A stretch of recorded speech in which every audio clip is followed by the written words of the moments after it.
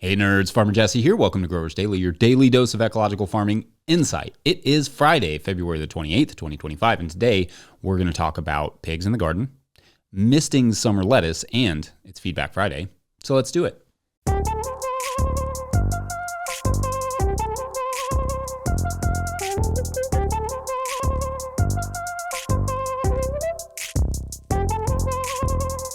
All right, well, we made it to another Friday.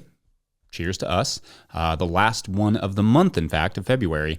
So that's fun. Had a great day yesterday of just moving more mulch around, but I am a little bit concerned that my tree service friends are not going to come back again. Once again, I fear I came on a little bit too strong. Importantly, Racing Louisville dropped their new kits yesterday, and they are green and called the Roots kits. And I'm not saying they did that because they are the official professional women's soccer team of small-scale no-till market gardeners, but I'm not saying they didn't do that either. I think that's the right double negative. So yeah, all right, so it is Friday, and that means Feedback Fridays, where we look back at the week's topics and see what you all were saying.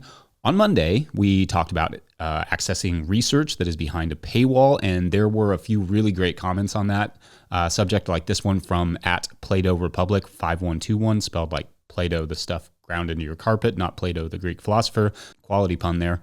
Anyway, they write, quote, "Hi, Jesse, great show. I am a Minnesota beekeeper, and you might have known that beekeepers have been devastated by the Varroa mites these past 2 decades. About 10 years ago, there was an experiment in the Czech Republic with a beekeeper/researcher using heat treatment to kill the mites, but not hot enough to kill the bees. I wrote to the researcher that we live in the US/Minnesota, have never heard of this treatment before, and I asked him for a copy of his article since I could not get around the paywall. Grateful that he wrote his work in English. I replicated his work in my backyard apiary, and it worked very well. Useful for the backyard beekeeper, but not practical for the commercial beekeeper. I demonstrated this system to our local Beekeepers Association, and his work saved an unknown number of bee colonies. I also described my results to the Czech beekeeper/researcher as well. Going directly to the researcher can be very helpful to get needed information. Beekeepers are a close-knit group, regardless of nationality. We are continuously fighting our common enemies. Thank you for your shows, Jesse. I'm still rereading your no-till book. Chris, 5 acres in northern Minnesota, 4A/3B, end quote. All right, great stuff, Chris. This is what I'm always saying about research. The connection between researchers and the people who could actually use the research is not always well established, and that sucks because it could result in actual solutions to actual problems when it's adequately disseminated. But this is also why it's good, even as a farmer, to train yourself to read research papers. Even if only reading the introduction, you can learn a ton about whatever it is the subject of the paper is. Also, from @Gasperuch is helpful. They wrote, quote, "Many public libraries and university libraries have subscriptions to peer-reviewed publications and can get you copies usually free of charge with your library card. If it's not obvious when you go into the library, just ask the librarian," end quote. And thanks. So yeah, the papers are out there if you know where to look. On Tuesday, we talked about how much you can earn market gardening and also are you ready for March? And this from @BlinMD4DX sparked something I should say. First, they wrote, quote, "So Jesse, you said you were going to put your onion starts out in 2 weeks. We are in 7B. I am thinking this coming weekend will be good, hopefully," end quote. Thanks for the comment. And so I have no way of knowing if that would be the right time for you, but I want to make sure everyone understands that the things I'm doing on my farm that I talk about here are based on my context and my context only. So you can use them as a rough guide if you want. But when it comes to planting and starting your own stuff, just be pragmatic. Look at your forecast and make sure you are prepared for the worst case scenario, like a freeze in March. Don't rush. A lot of folks in our area often get their gardens out too early because it's nice out, only to lose them to freezes. Don't do that. The day I plant I will also just look at the forecast. Like 2 weeks from now is a rough estimate. If there's anything in there that looks threatening, I will hold off. Onions are hardy, but too many hard frosts can cause them to bolt. So everyone just be mindful. And thank you for the comment. Also, I'm going to save one of the questions/comments we got for the last segment because it's an interesting topic. Spoiler, it's about pigs. On Wednesday, we talked about pathways and bed sizes, and I liked these questions a lot from Kirsten Cornelis, who wrote, quote, "Hi, Jesse. Me and my partner are in the middle of designing our own farm. I was wondering what width pathway and bed you would recommend for a CSA where clients come and harvest their own share. Some farmers make pathways wider because clients come with children, for example. Second question, with beds smaller than 60 centimeters, how easy is it to access with a wheelbarrow? Won't it damage the beds? Thanks in advance, end quote. Okay, so I love these questions. So to your first question about the size to make the paths for customers who are going to sort of do a U-pick, well, part of that will depend on how you plan to manage the paths, wood chips, bare living pathways, whatever, but I would definitely not go smaller than 18 inches, 14 centimeters, or it becomes a bit of a U smash, like you said, with the kids. But really make the pathway management make sense for you first, and then decide how to adjust it for the customers. Keep in mind, customers can't always tell the difference between like a bed and a pathway. For us, especially with the living pathways, even people with gardening experience struggle to know what's a bed and what's a pathway. So just keep that in mind. To the second part of the question about 60 centimeter beds, which is roughly 2 feet wide for the American audience. So 60 centimeters and wheelbarrows, it just depends on the wheelbarrow. Some of these two-wheeled wheelbarrows that's a tough combination of words. Some of these two-wheeled wheelbarrows may have 2-foot clearance, that 60 centimeter clearance. So you may just have to measure them or look it up. They may also help you determine your pathway though. So because you will want the wheelbarrow to fit the paths if you can't have it straddle your beds. Otherwise you're going half in your bed and half in your pathway when you're pulling the wheelbarrow, which actually happens a lot on our farm because I think our wheelbarrow base is closer to 20 inches or something. So yeah, that can be a problem. Then yesterday we talked about the pest-free squash, and I liked this from @ShellBailey, who wrote, quote, I have tried insect netting, starting my squash inside, delaying my planting, spraying nymphs, burning debris, rotating them as far as I can, and skipping years, and still cannot get rid of my squash bug problem. It's bad enough that they have an effect on watermelon and winter squash, and I stopped growing squash and pumpkins altogether. UMass says they like no-till. If anyone has ideas, I'd welcome them, end quote. Thanks, and I should say I don't want my comments about pest-free squash here on my farm to come off as flippant because I know people do suffer from them even when they do everything right. Sometimes it's something simple, like they've just built up the populations locally that they're going to be a more difficult problem to address. The comment about no-till, however, is weird because squash bugs like every kind of agriculture. I can't imagine they like necessarily one over the other. Some ideas is that they overwinter under debris. Like you said, you burned it, but if you leave a lot of debris at the end of the season around the garden or on the beds, that could house them. Penn State's extension recommends placing a board on the ground on cooler nights during the growing season, and then they will collect underneath. Then you can eliminate them the next morning. So do that maybe while your plant is growing, and just periodically throughout the season kind of scrape them off into maybe like a bucket of water and some soap to kind of keep those in check. And I'd also be curious, now that you said you've stopped growing those things altogether, if that reduced the populations a little bit. Also, if you're doing the squash from starts, make sure that you cover the squash in the greenhouse. I think this is sometimes underappreciated. They will find the transplants as well, depending on how big they are, how mature they are, how exposed those greenhouses are. And you may have already tried that, but just being no-till is not the cause. Every form of agriculture struggles with squash bugs. And anecdotally, we definitely struggle more with them on a tillage farm than a no-till farm. So yeah, anyway, great stuff as always. I could spend all day sharing your all's brilliant comments. Like I say, I've got the smartest comment section on YouTube. It just never quits. But I've got some things I'd like to share about misting summer lettuce. So let's do that after the break. BRB. Hacia la felicidad.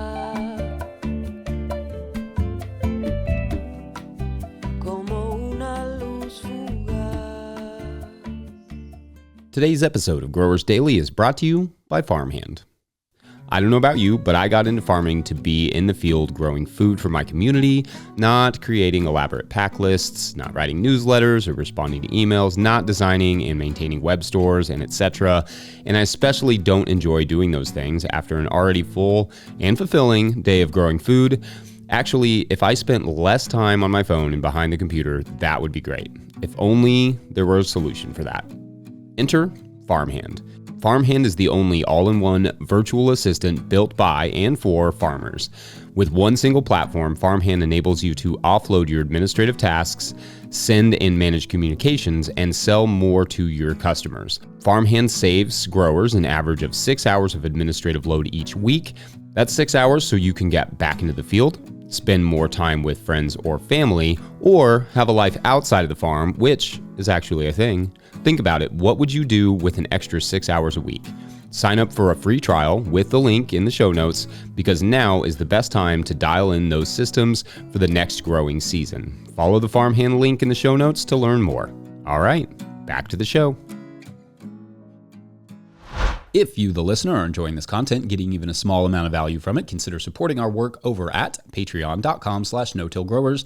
I will try to get to questions from everywhere the questions come in, but I will always get to your Patreon questions. Now, today's Patreon question comes from Patreon member George Baker, who asks, quote, "Hey Jesse, love the podcasts, your book and videos. I'm looking forward to trying to grow lettuce this summer using your methods of shade cloths and overhead watering. I've seen your videos on the topic and read about it in your book. The one thing that I'm missing is how often and for how long one should water to keep the lettuce cool.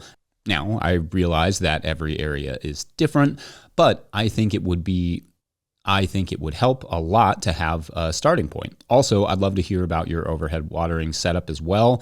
If it helps, I'm in Myrtle Beach, South Carolina, area zone 8B, and unless you have advice to the contrary, plan on using 30% shade cloth and wobblers about 2 feet up.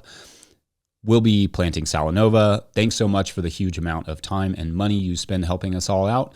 It is really appreciated and clearly a labor of love for you and your team." End quote. Okay, awesome. So thanks, George, and thanks for the excellent question. I will do another full-on sort of summer lettuce show closer to the season, but for those of you trying to plan that out now, here is what has worked for me on our farm in the middle of the summer here in Kentucky, Zone 6B. First, hardening the plant off before transplanting is a good idea. I usually harden them off for a minimum of 3 days before they go into the field by setting them on a table outside of the greenhouse and keeping them watered. Then when I transplant, I do that first thing in the morning and water them in very well. They have got to go into cool, moist soil to do well. Then or even at the same time, I cover them with 30% shade cloth, like you said, to establish them for at least a week. I have tried keeping the shade cloth on for the entire duration of their lives, and although the leaves are really nice, like really tender, that way the weight decreases significantly. So I find it's not worth keeping the shade cloth on for more than like a couple or a few weeks. You can grow really beautiful tender lettuce that way, and there may be interest from chefs and that kind of thing, but just doesn't weigh anything. So you'd have to account for that in the pricing. Instead, I remove the shade cloth once the plants are established and start a misting routine with the wing sprinklers from DripWorks, but wobblers are fine too. It doesn't really matter which of those two you choose. In fact, wobblers would probably be better because they irrigate better, and I've thought about switching over to wobblers for the future for that reason, because moisture makes a significant difference in the yield on lettuce. Like for instance, we dry farm most of our lettuce for the most part. Like we barely water it. What we do is we mist it to keep it cool, but we're not really irrigating it. So I thought about switching over to the wobbler because in drought years like last year, we lost a lot of yield. When it's a drought, the exact same bed can weigh 2/3 or 1/2 the amount that a spring bed can. So it's a huge deal. So anyway, it has changed over the years, and obviously on rainy or cloudy days, we modify it, but on a typical bright, hot, sunny day, we run our sprinklers over the lettuce for roughly 2 minutes every hour from 11 a.m. to 6 p.m. at the peak of the summer. I used to run them for 4 minutes, but I think that's a bit overkill, may not be for you, and they're in Myrtle Beach. If we're going to irrigate, which by that I just mean water the plants and not just mist them, I just switch the irrigation on at 3 a.m. or so when I get up and run it for however long I need to, and then turn it off before the sun comes up. You could also do that at night, but I'm not really a night person. I'm a morning person who gets up in the middle of the night. I think there's a difference. The timer I use is the 6-zone Galcon programmable timer, and I'll link it in the show notes. Not necessarily a recommendation. I have no issues with it. It's fine. I haven't tested other ones though, so there's potentially a better one out there. Now, I do try not to overdo the misting because it can promote rot at the bottom of it, like at the base of the plants. But so far we've had good luck, and we can still get our roughly 75 pounds per 50 by 4 foot bed, 200 square feet for their first cutting. Second cuttings are dependent on the weather, though with Muir mixed into our Salanova, we usually get some amount of a second cutting, maybe like 50% of the first cutting or more. That plant is a beast. Muir is worth mixing in. The leaves are a little big and wide, but you can kind of cut those up as you harvest. Summer lettuce is a really high value and easy to sell crop in hotter climates, but you will have to charge a premium because it is just not easy to grow.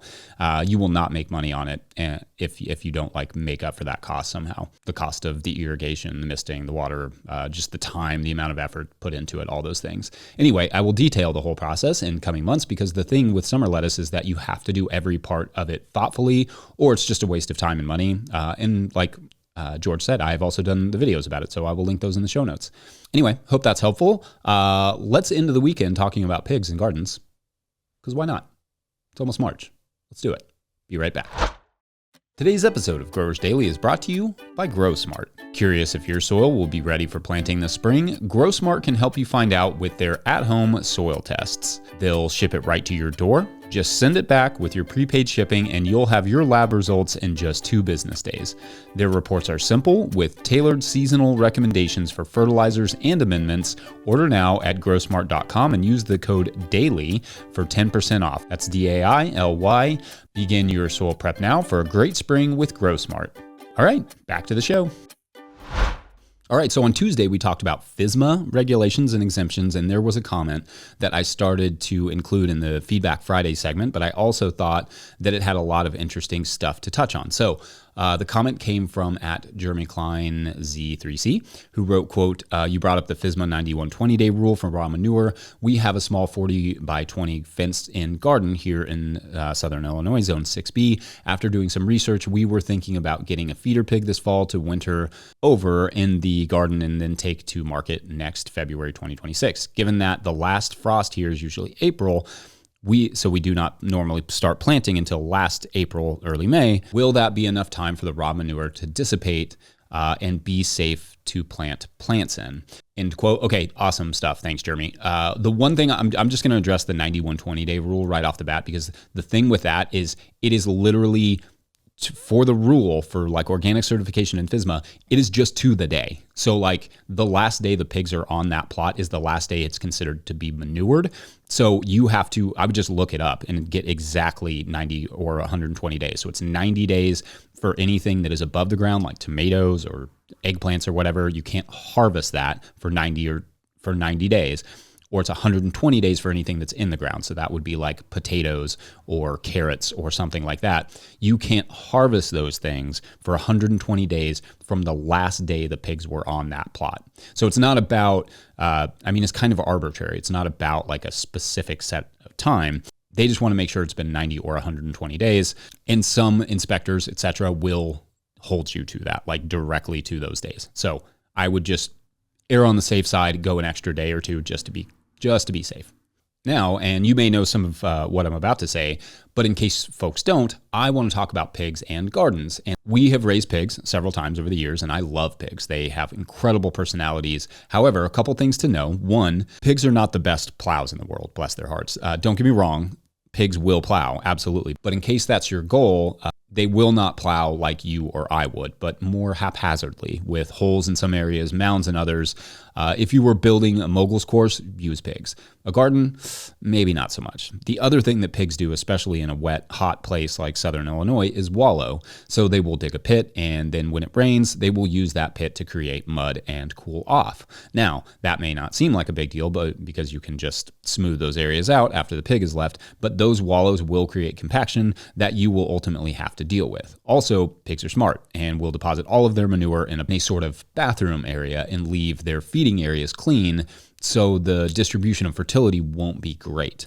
Pigs are also social creatures, so I wouldn't recommend just one. 2 pigs is actually kind of less to deal with because a pig by itself may work to get out more than a pig with company. Now, you could move them frequently in paddocks to reduce the damage that they cause to one area. But that is no small amount of work.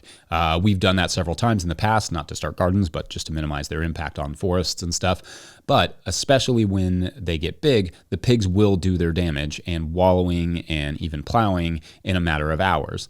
A lot of folks who run pigs give them a pretty substantial portion of ground in the forest and elsewhere or in pastures or whatever to keep them busy and to keep them from concentrating their effort on like a small plot of land. Also, there are breeds like the Kune Kune. They are not heavy rooters, but you also have to offer them a lot of pasture for them to grow at a reasonable pace, which they also grow slow and are known for their high fat content versus their heavy muscle from presumably from the rooting. So that's just some stuff to think about with pigs. But anyway, I just figured I would touch on some of my pig experience because I love pigs. I've always enjoyed raising them, but like any livestock, you really have to have a thoughtful plan for managing them or they will cause more harm than good. All right. It's the freaking weekend, everyone. Soccer practice starts next week. March starts next week. Don't forget to update your MLS Fantasy League.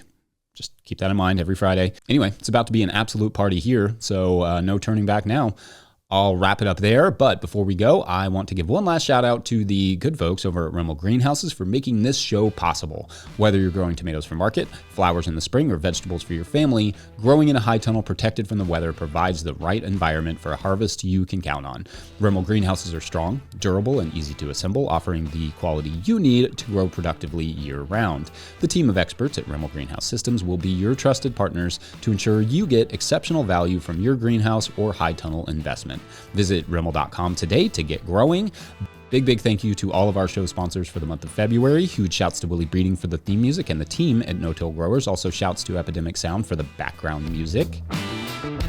Pick up a copy of the Living Soil Handbook or the Seed Farmer at no-tillgrowers.com to support our work. Big thank you to everyone over at patreon.com/no-tillgrowers, where at a certain level, or if you just bump up from one level to another, or you sign up in the month of February or March, you get a shout on the show. So big shout outs today to Kat Saucer.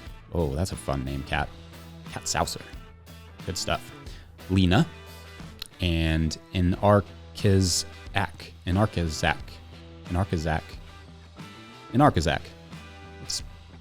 That's right. And it's our weeklies. Randall Duran, Alex and Oliver, Mayna, Stacy Moorman, Bill King, Chris Yates, and Stephen Smith. So in this story, our weeklies and their new friends are tending a community garden in South Dakota. And in one garden sprouts some, like a mighty, some would say maybe even magical beanstalk. And so naturally, everybody climbs up because that's like what you have to do when you see a giant beanstalk. So they all climb it up. But at the top, what they do find is giants, right? There's no mystery there. They are giants. But these giants are actually not like after them, because they are actually pretty excited to share their work because they're amazing agrarians. So they're nothing really like in the storybooks. I mean, only one person gets eaten, but it was technically an accident. So, friendly giants, good agrarians, very funny too, very clever.